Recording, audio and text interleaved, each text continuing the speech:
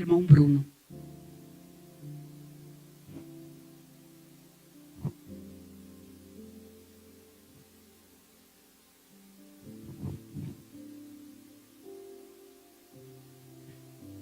Bom dia, igreja. Paz seja convosco. Amém? Vamos compartilhar um pouco da palavra do Senhor, para que Ele fale com a gente, fale aos nossos corações, ministre em nossas vidas, porque a gente sabe que a palavra dEle é fundamental para a nossa caminhada,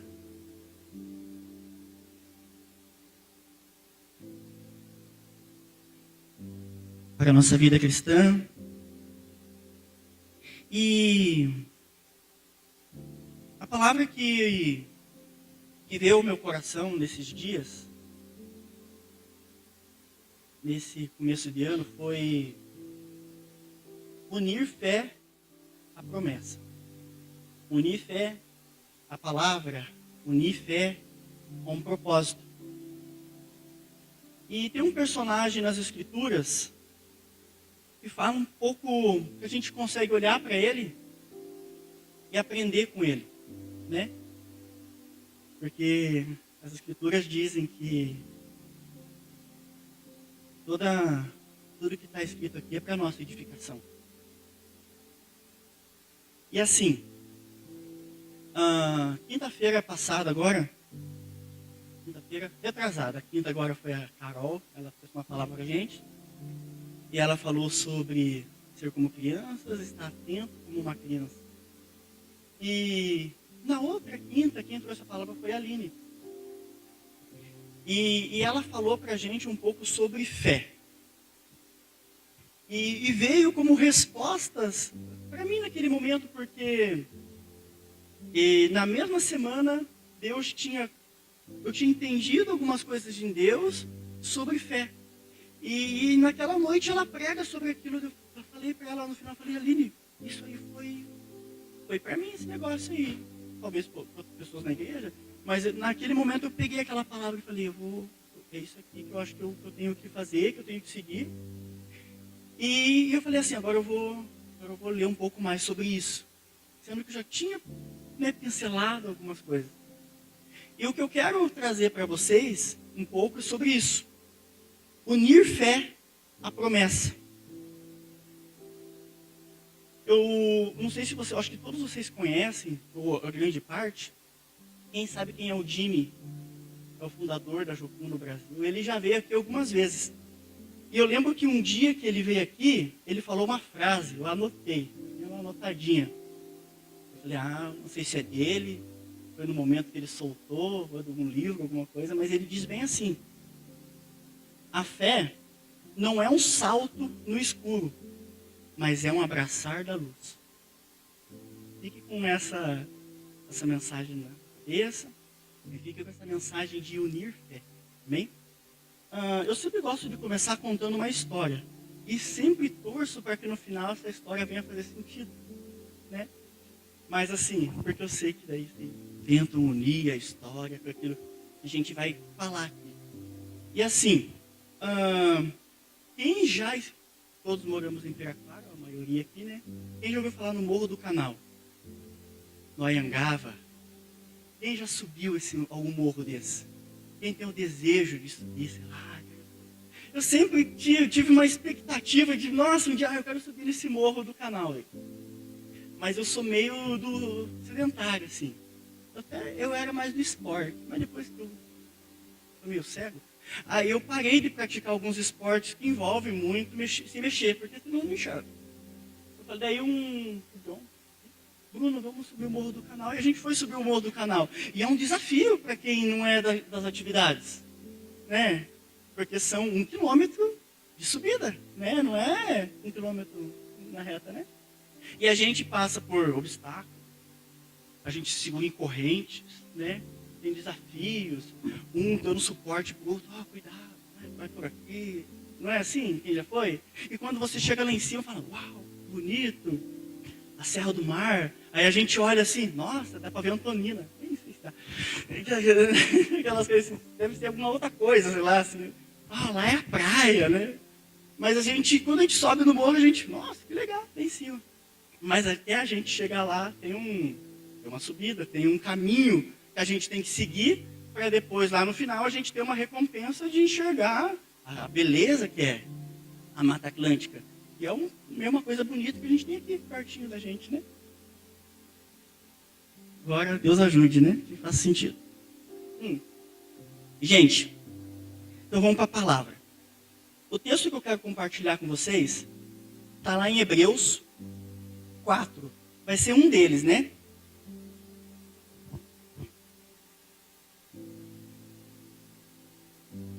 Esse livro aqui não tem um autor em específico.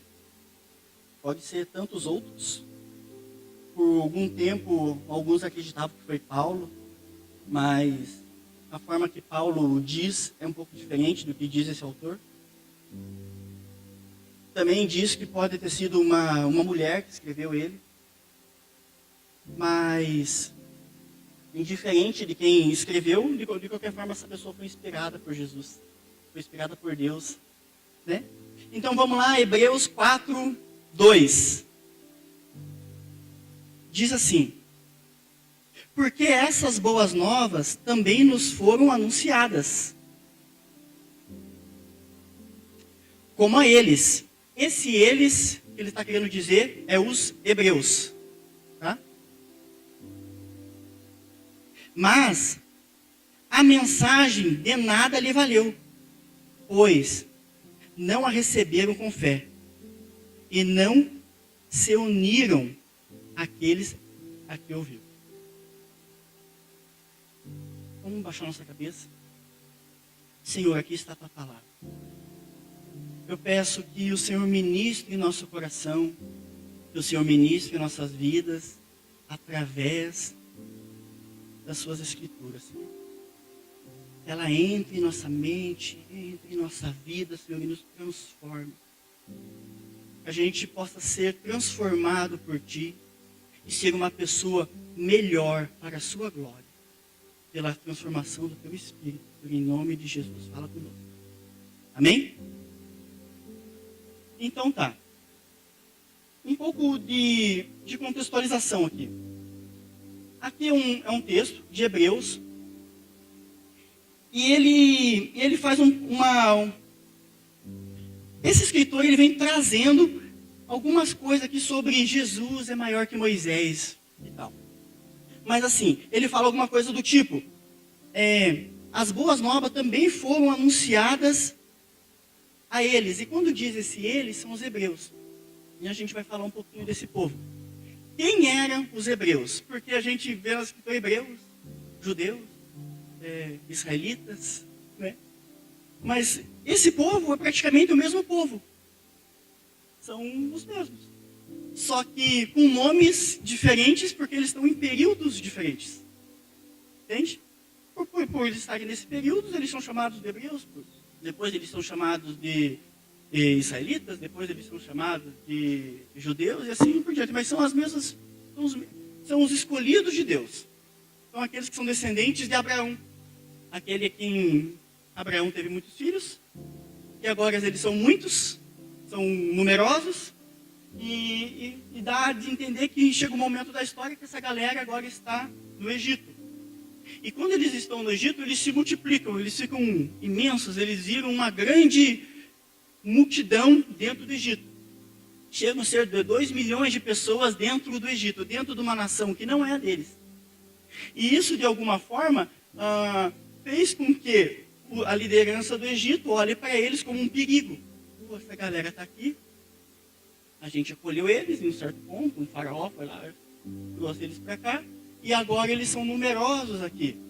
A gente precisa fazer alguma coisa, porque esse povo pode vir a dominar a nossa terra. Porque eles são muito numerosos aqui, eles são fortes. E acontece que eles são escravizados dentro do Egito. Agora esse povo que está dentro do Egito, eles são escravos. E são os descendentes, são os filhos de Abraão. Essa grande nação, esse grande povo que está lá, agora eles estão escravos dentro do Egito. E Deus ele levanta no Egito um cara chamado Moisés. É um príncipe, que era, vocês sabem a história, né? Ele nasceu como hebreu, mas teve uma matança lá, a mãezinha dele colocou ele dentro de uma cestinha, foi dentro do rio, daqui a pouco ele estava dentro do palácio, né?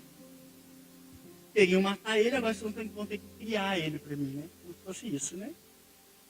Então acontece que agora esse cara que está ali, ele entende de Deus que aquele povo que está sofrendo, que está angustiado, está passando por essa... por isso, né? Eles precisam ser libertados. E Deus levanta esse homem chamado Moisés para libertar o povo. E tem toda aquela situação das pragas. Pragas para levantar, para libertar essa galera aí. Mas nas últimas das pragas, Deus faz o seguinte. Fala com Moisés. Moisés, você vai matar um cordeiro. Você vai pegar esse cordeiro e vai reunir a família. Vamos assim, ó, galera, vamos reunir as famílias. Peguem um cordeiro para cada família. Vocês vão matar esse cordeiro e vocês vão comer todo esse cordeiro. Vocês vão se alimentar de todo ele, né? E o pessoal faz isso. E depois disso, vocês vão pegar o sangue desse cordeiro e vão passar nos umbrais da porta, né? Porque a última praga que foi ali, foi o anjo da morte que ia passar, e aquele que não tinha o sangue do cordeiro, né? Que representa o nosso Jesus, não tinha o sangue do cordeiro na porta, o anjo da morte ia entrar e ia fazer o serviço dele. Mas aqueles que tinham o cordeiro eram protegidos por esse sangue. Então isso foi uma das coisas que Moisés fez. A outra coisa que acontece para com esse povo, que agora esse povo, ele está, depois dessa situação, eles saem do Egito, agora eles estão libertos dali, eles pegam os despojos do Egito, estão indo em direção à promessa que receberam. Porque Abraão, ele recebeu uma promessa do Senhor. Esse povo, ele tinha uma promessa de que eles iam herdar uma terra. Eles tinham uma promessa, eles tinham uma palavra, eles tinham um propósito. Eles tinham uma terra a qual eles iam herdar, que eram deles, que é a Canaã. Eles tinham que sair dali e ir para Canaã. Parece que não é difícil, mas esse era o propósito deles. Era a palavra que eles tinham.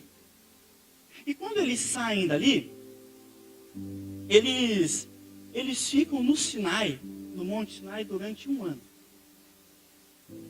E durante 1 ano que eles estão no Sinai, Deus dá instruções para eles de como eles têm que se portar, de o que eles devem fazer para que eles alcancem essa promessa. Lembrando que tem um povo que ficou mais de 400 anos no Egito. O Brasil tem 500 anos, sei lá. É muito tempo, gente. Toda aquela cultura, tudo aquilo que eles tinham, muitas vezes estava misturado com uma cultura egípcia. Tem gente que vai viajar para os Estados Unidos, fica 1 mês lá, já volta falando look to you, né? I don't understand. Não sei, volta lá, tipo, com sotaque. O cara vai para o Uruguai, o Sérgio já volta falando espanhol. Acontece, então, imagine só um povo que agora está muito tempo no Egito. Então, algumas coisas que eles tinham, essa cultura já estava meio com eles. Eles carregavam um pouco disso, mesmo eles sendo o povo escolhido do Senhor. Então, Deus leva eles até o Sinai e dá algumas instruções para eles no Sinai. E uma delas é a seguinte: eles receberam no Sinai a lei do Senhor, quando Moisés sobe no monte. Eles construíram no Sinai o tabernáculo do Senhor. O tabernáculo é o seguinte, só para a gente contextualizar, eu gosto. O tabernáculo era o lugar onde Deus ia habitar. É o lugar da presença do Senhor. Deus, ele habitou entre nós lá no Éden, né? Ele habitou lá no Éden. Mas quando a gente pecou, o pecado contaminou o lugar, e Deus não tem muitas coisas com pecado, não. Não era mais um lugar puro, santo, para que Deus pudesse vir e repousar ali, andar ali, porque o lugar já estava contaminado pelo pecado. Então, nesse lugar agora eles fazem um tabernáculo, onde eles preparam este lugar, né, essa tenda, onde tem todos os rituais, todas umas cerimônias que eles têm que fazer, para que aquele lugar fique santo, fique puro, para que a presença de Deus agora habite no meio do povo.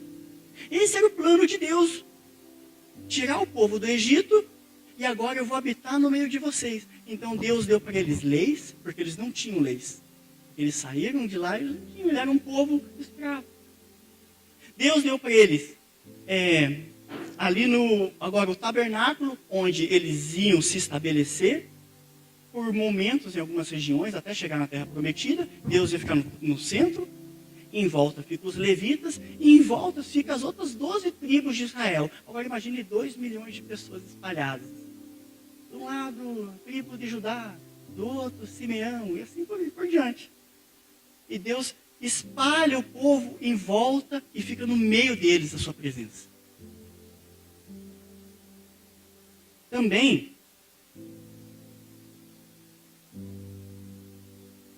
eles receberam do Senhor instrução para adoração e sacrifício, e Deus organizou no meio deles a cidade. Vocês vão fazer, e vocês vão fazer desse jeitinho. Hein?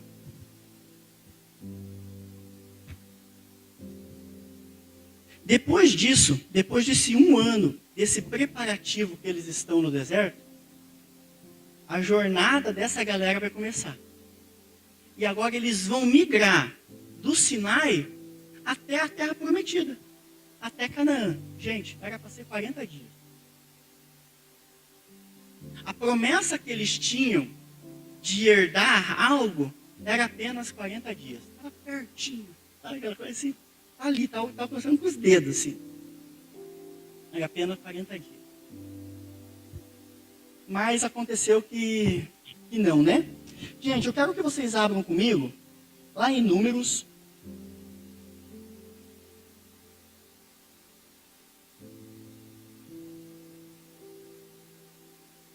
Vai ser Números 11.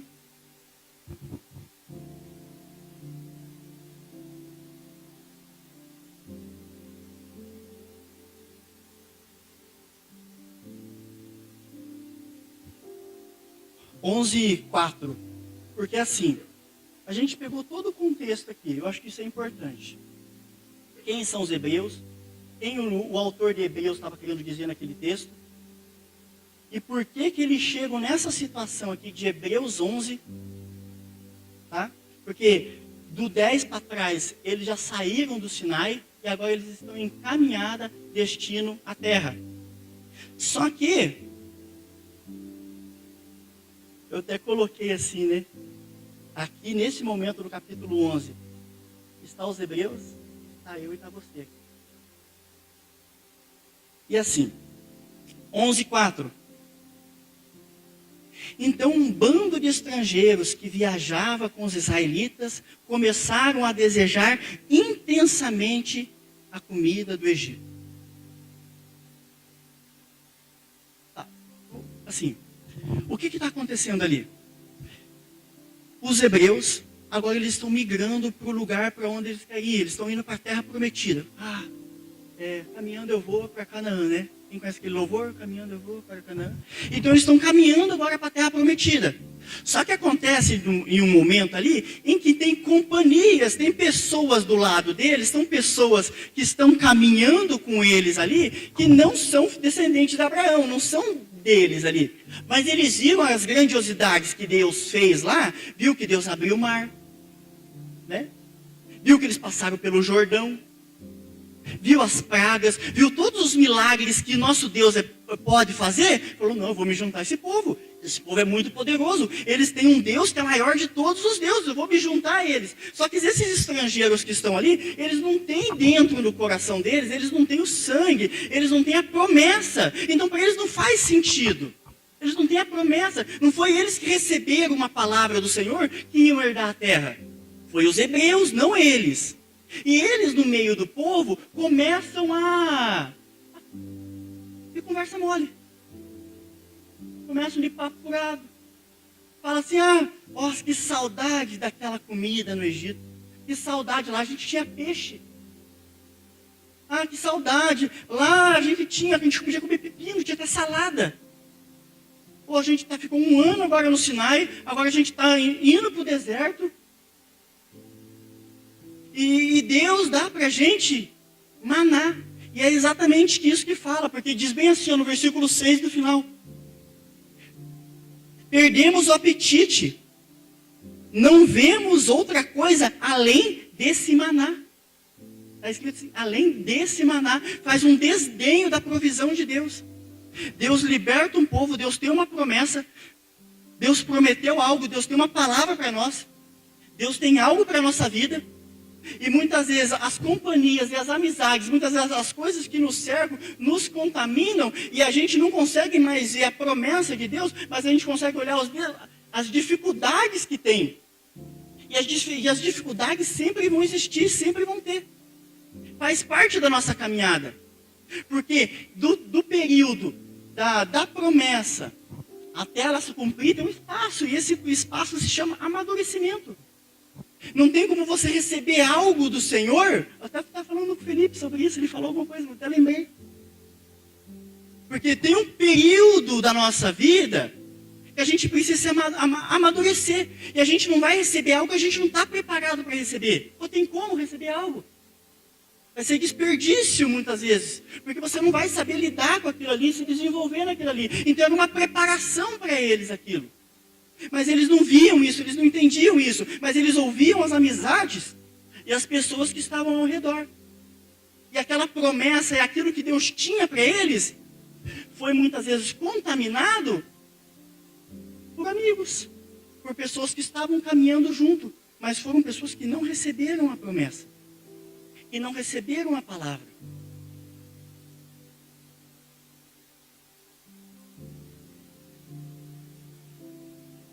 Isso me fez pensar.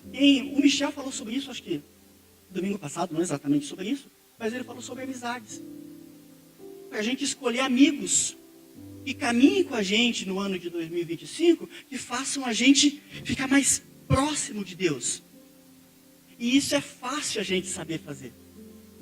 É difícil de praticar, mas é fácil de entender. Muitas vezes a gente não faz porque não quer. Mas é fácil isso. A gente olhar e ver quem são os amigos que nos levam para perto de Deus e quem são os amigos que não nos levam para perto de Deus. Porque tem amigos nossos, tem pessoas que nos vão conduzir e vão falar, Deus tem uma... Exatamente, vamos caminhar junto, eu estou com você, vamos orar. Você está com dificuldade, estou junto. Ou daqueles, não, cara, joga mesmo. Não vão falar desse jeito, mas são aqueles que mandam coisas indiscretas no WhatsApp. Tem amigos assim. A gente quer ficar perto desses amigos ou dos outros amigos? Daquele que, cara chato, fica mandando Bíblia para mim, um versículo. Nossa, nem pergunta se eu estou bem, já manda um versículo. Sei lá, é a palavra de Deus. Mas o outro que do nada manda, sei lá, qualquer coisa lá, imprópria. Não, isso aí é brother. Que tipo de pessoas que a gente tem do nosso lado, que nos estão conduzindo e nos estão levando para mais perto de Deus, mais próximo de Deus? A gente consegue fazer essa avaliação, não é difícil. Mas a gente precisa de posicionamento muitas vezes.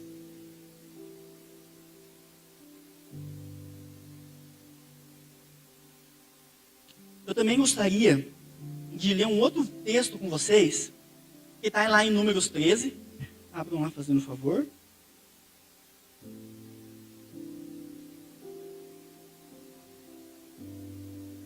Números 13.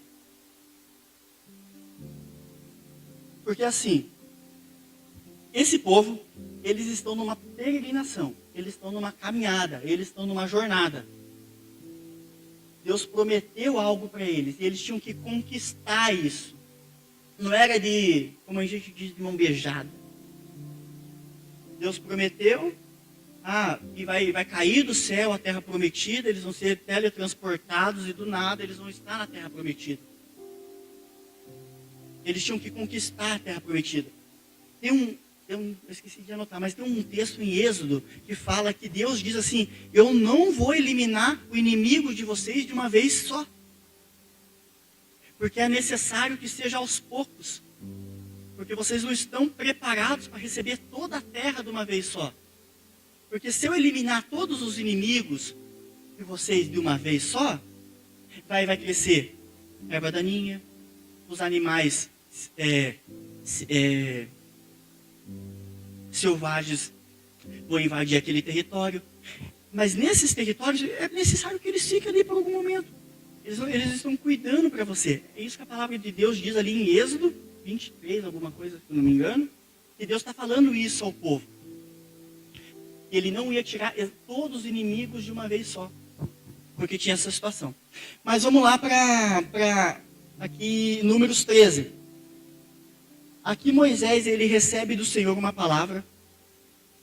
Depois dessa murmuração do povo, depois do povo reclamar dele, se queixar dele,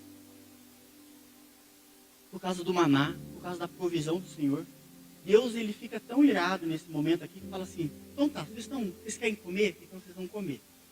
Um pouquinho antes disso. Eu vou encher vocês de codorna. E aí a palavra de Deus diz assim, vocês vão comer codorna até sair pelo nariz de vocês. Assim, pode ir lá, que está escrito isso. Gente. Então tá, vocês querem carne, então vocês vão comer carne. E as pessoas morrem de comer carne. Porque eles estavam olhando para os seus desejos, para as suas ânsias, para as suas... E não estavam conseguindo visualizar aquilo que Deus tem lá na frente, a promessa. Então, daí depois vem ali no capítulo 12, Miriam e Arão também se queixam de Moisés. Miriam fica até leprosa durante 7 dias por causa disso. Mas Moisés recebe do Senhor uma palavra e diz assim, versículo 1 do capítulo 13 de Números. O Senhor disse a Moisés, envie homens para reconhecimento da terra de Canaã, que eu vou dar aos israelitas. Mande um líder de cada tribo dos seus antepassados. Moisés fez conforme o Senhor ordenou. Então agora eles já tinham saído ali do Sinai. Eles estavam em uma região. E ele mandou 12 pessoas, 12 líderes, um de cada tribo. Ó, então é o seguinte, mais adiante está a nossa terra. Vão lá e tragam para nós informações de como é a promessa. Tragam para nós informações de como é aquilo que o Senhor disse para nós que é. Olhem lá a terra e visualizem a promessa para a gente. Não vai poder os 2 milhões de uma vez. Vão 12 líderes e visualizem a promessa e trazem informação para a gente daquilo que o Senhor prometeu para a gente. E vão esses caras lá espionar. Eles ficam dias olhando, até que trazem as informações. E essas informações estão escritas nos versículos a seguir. Ali a partir do versículo 25 até o versículo 29. É onde eles trazem informações e falam assim, nossa, a terra é muito boa. Nossa, ela mana leite e mel. É a linguagem dele. Nossa, a gente pegou um cacho de uva que precisou de 2 pessoas para carregar o cacho de uva. A gente vai no Jacomar lá, né? Umas uvinhas desse tamanho, nem semente tem mais. Né? Qual que é a graça? Tem semente? Mas assim, daí, pegava um cacho de uva enorme. E trouxeram isso e mostraram para o povo. Olha o tamanho desse cacho de uva aqui. A terra é maravilhosa. Aquilo que Deus prometeu para a gente, meu Deus, oh my God, né? Aquilo que Deus prometeu para a gente é muito grande, é maravilhoso, é real, é verdadeiro, a gente viu com os nossos olhos, nossa, que terra maravilhosa, que a gente vai poder se estabelecer lá, e crescer como nação. Aquilo que Deus tem para a gente é grande, lindo o que Deus tem para nós. 2 só disse. Os outros 2 também trouxeram informações. A falar, mas é o seguinte, tem tudo isso. Mas, quem tem amigo assim, que te levanta? Quem tem esses caras assim de caminhada de fé que te levanta? Ah, mas veja bem. Mas será? Quem tem assim? Deus me livre. Até arrepio. Sim. Ah, mas veja bem, olha lá, tem gigantes, tem pessoas grandes tem guerreiros, a terra é bem cercada, são bem estabelecidos, eles têm exércitos. O que acontece neste momento? 2 jovens, eles pegaram a promessa e uniram fé na promessa. Eles pegaram a promessa que eles tinham de Deus e juntaram fé a ela. Deus tem uma palavra. Deus me chamou. Deus tem algo para a minha vida. Deus falou comigo, sei lá, um tempo atrás, sei lá quanto tempo. Deus disse algo para mim. Eu vou pegar fé e vou unir a essa promessa, a essa palavra, a esse chamado, a essa convicção. Eu vou unir isso. Ou você pode dar ouvido a outras pessoas. Ah, cara, será? Já está velho. Tem pessoas mais jovens, tem pessoas que sabem fazer melhor que você, tem pessoas que, sei lá, que podem desenvolver isso melhor do que você. Quem muito tempo atrás foi chamado para alguma coisa dentro do ministério, está dentro de uma vida cristã, para desenvolver algo que Deus pediu para fazer. Mas muitas vezes o medo, a insegurança ou as companhias não te conduziram para aquilo. Que a gente consiga escolher amigos, pessoas que possam caminhar com a gente, como Josué e Caleb. E nos motivem e falem, não, Deus prometeu. Tem uma palavra. Eu tenho algo do Senhor. Eu vou pegar minha fé e vou unir a isso. Eu vou viver como se isso já fosse uma realidade. Foi isso que os meninos fizeram ali. Eram jovens. Eu vou pegar a fé, porque Deus falou que isso vai acontecer. Vou pegar minha fé, vou unir a isso e vou viver como se isso fosse uma realidade.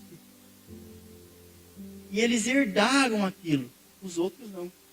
Foi por isso que eles ficaram 440 anos peregrinando. Eram ser para 40 dias, eles ficaram 40 anos peregrinando. Porque era necessário que toda aquela geração que foi infiel morresse no deserto. E sim, daí os filhos dele herdassem a terra. E Josué e Caleb foi junto, mesmo sendo da outra geração, porque eles acreditaram naquilo. Amém?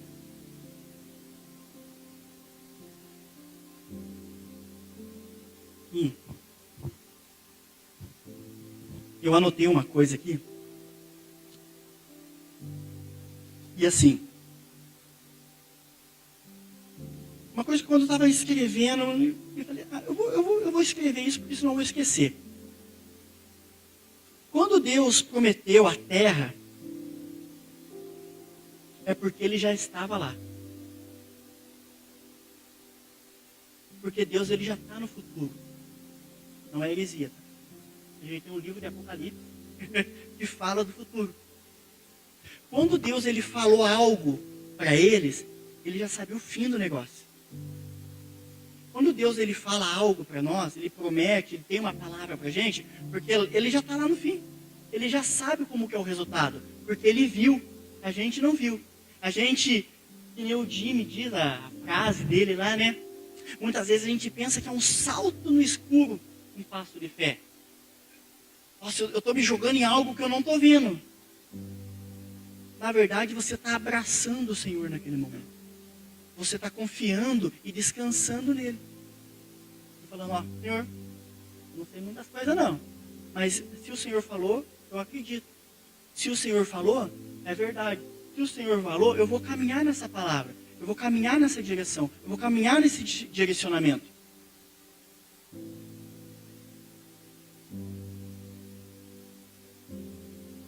E Josué, no capítulo 1, no versículo 5 e 9, ele nos orienta sobre isso.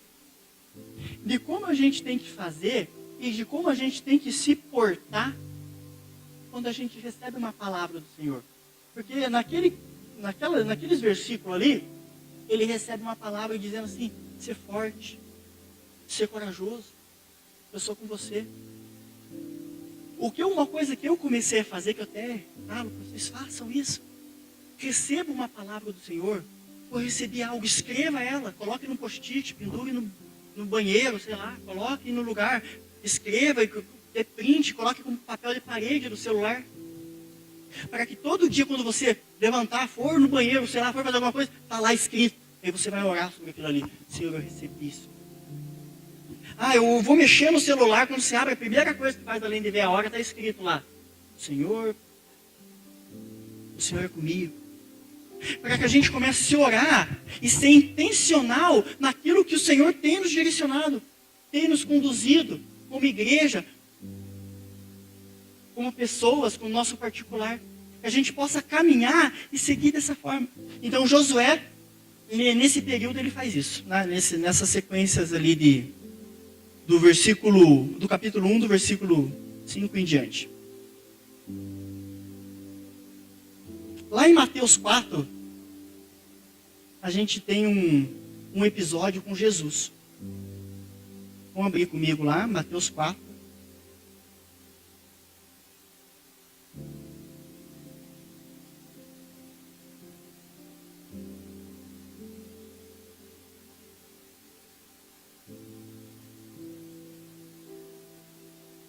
Esses 40 dias de Jesus no deserto aqui, é um paralelo com os 40 anos que essa galera ficou no deserto peregrinando. E Jesus, ele é conduzido ao deserto. E nesse período que ele está no deserto, ele é tentado. Algumas coisas semelhantes que o povo também passou lá. Era fome, vontade de comer algo. Mas Jesus, ele responde que nem só de pão viverá o homem. E é engraçado que quando Satanás fala ali, ele é até bíblico. Ele usa até a palavra, assim, ele fala meio espiritual ali para ele. Ele não vem de uma forma que você consiga perceber. Muitas vezes ele usa de linguagem e fala assim, pô, mas pode ter sido Deus que falou isso. Mas Jesus, ele recusa. Também, no deserto, esse povo que ficou no deserto, em um momento lá eles fizeram um bezerro de ouro. Eles estavam no pé do Sinai, Moisés foi subir para receber a lei, e eles fizeram um bezerro de ouro. Se voltando à idolatria. E Jesus, ele foi tentado também sobre isso. Se você prostrar e me adorar, tudo isso aqui eu vou te dar. Tudo aqui vai ser teu. O que a gente consegue aprender com Jesus aqui? Que a gente precisa olhar para ele. A gente deve olhar para ele. E que os nossos olhos, que a nossa visão, a gente olhe para o Senhor e comece a olhar as atitudes dele e aplicar em nossas vidas.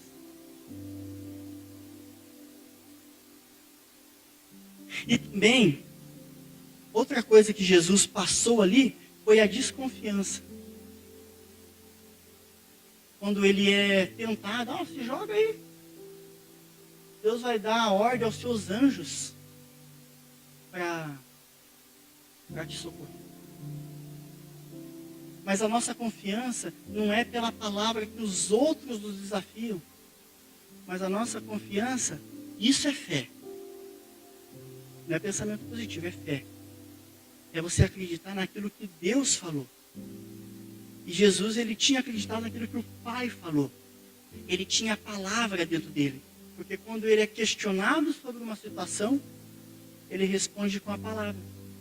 E ele confia naquilo que Deus direcionou ele. Que as nossas atitudes e os nossos olhos sejam olhados por Cristo. Sejam olhados por Senhor. Que a gente consiga pegar a nossa promessa, a palavra, aquilo que o Senhor disse a nós. Porque quando eu falo promessa, pode ser inúmeras coisas. Pode ser uma infinidade de coisas. Pode ser uma coisa particular. Pode ser alguma coisa bem específica. Pode ser alguma coisa ministerial.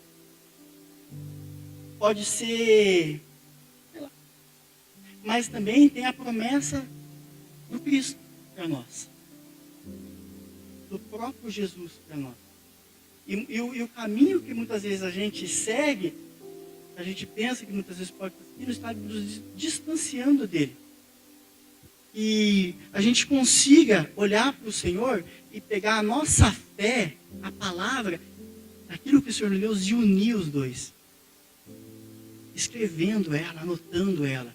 E caminhando como que ele disse, já fosse uma verdade para você. Já fosse realidade. Porque conforme a gente vai dando um passo, Deus vai dando, agora coloca um novo, opa, agora você vem dar mais um passinho. Parece que não tem chão, daqui a pouco surge e assim vai indo, sabe? Aquela coisa. É um passo de cada vez essa nossa caminhada. A gente não atropela as coisas, porque nesse período entre a promessa, a palavra do Senhor se cumprir, e de quando Ele prometeu, tem o tempo do amadurecimento. Tem o tempo em que a gente agarra aquilo ali, agarra a palavra do Senhor, se agarra a verdade do Senhor, abraça ela. Amém? Vamos baixar nossas cabeças? Eu espero que a palavra do Senhor tenha falado conosco, tenha falado no nosso coração, que a gente seja encorajado pelo Senhor, a gente a caminhar e a começar a viver como se aquilo que o Senhor tem para nós já fosse uma realidade, já fosse